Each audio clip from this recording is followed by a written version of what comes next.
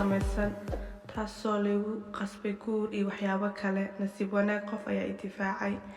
Familigaygu waxay ahaayeen kuwo aad ugu adag dhaqankooda, sidoo kalena lugaheena lama ogoleen in la arko. Ma aanan saaxiib noqon karin qof lab ah, tanna waxay gelisay xabsi.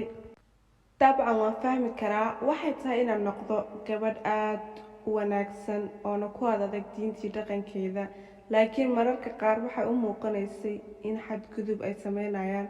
Familkaygu waxay rabeen inaan hore usoo dhammeeyo jaamacadda kadibna aan guursado si degdeg ah. Waxaan rabay isdhexgalka bulshada. Waxaan gurigeena ka cararay 18 sano markaan jiray. Ma rabin in laygu qasbo diin iyo guur aanan diyaar u ahayn. Waxaan rabay inaan waxyaabo badan oo nolosha tijaabiyo, aanan waqtigayga qaato, xorriyadna aan ku noolaado. Laakiin cagajuglayn iyo dhibaato badan aan kala kulmay adeerkayga. Waxaan ku soo laabtay gurigeena.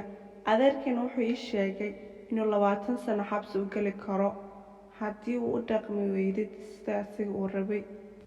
Dhowr bil kadib aabbahay wuxuu go'aan ku gaadhay inuu ii diro baadiyaha, halkaas oo ku noolaayeen ayeeyday iyo awowgayga aanan muddo arkin. Waxaana iskugu imaaday airport-ka familkayga ballaarnaa. Habaryartay ayaa waxay igu dhahday waa inaad soo laabatid adigoo ah xaas.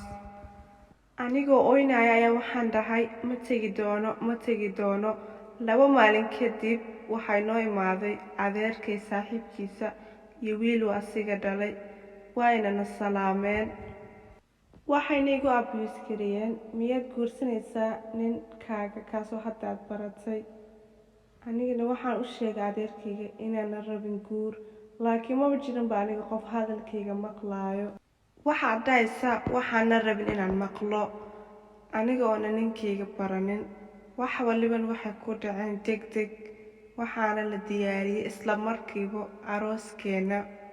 Ma aqaano wixii dhici doono.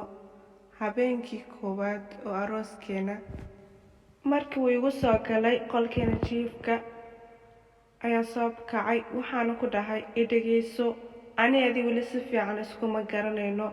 Waa habeenka arooskeena dhacaan wax walba sidii loogu talagalay, laakiin waxaan rabaa arooska ka hor inaan ku barto oo ku baryayaa. Laakiin maya, waxauna ii sheegay inay naagtu tahay tan ka dambaysa ninkeeda, oo in wax walba u dhacayaan sida uu isaga rabo keliyata. Waxaan isla noolayn 1 sano anagoon isfahmaynin. Sidoo kale waxaan baran jiray cosmetic, waxaasuu isaga necbay maadaama ay igula jireen niman.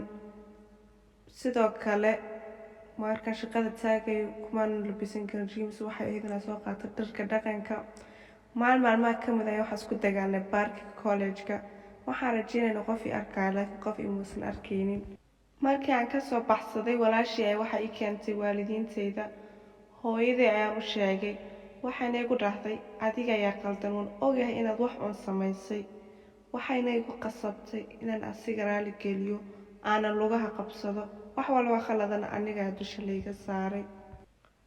Ama ninkan ayaad iska furaysaa, waxaadna guursan doontaa nin weyn oo duqa, maadaama aysan jirin qof kale ku rabo adiga inuu ku guursado. Hadalkan xoog ayuu ii dhaawacay, waana adkaysan kari waayay noloshaan. Waxaanan isku dayay maalin anigoo college-ka jooga inaan isdaldalo. Xarig ayaa soo qaatay.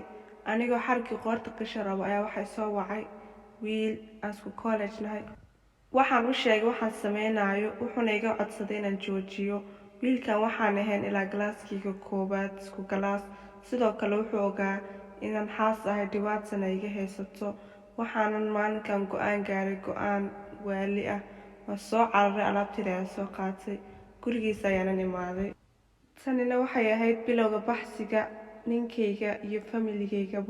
Waan madax bannaanahay, waxaana ku noolahay noloshii mar waliba aan ku riyoon jiray. Familkayga ma ogo aniga halka aan joogo. Marmarna waan booqdaa familkayga, saaxiibkayga ma fahmi karo. Nolosha waxaa jira wadooyin badan oo xaalad kasta ah, keliyata ha ka labalabeynin.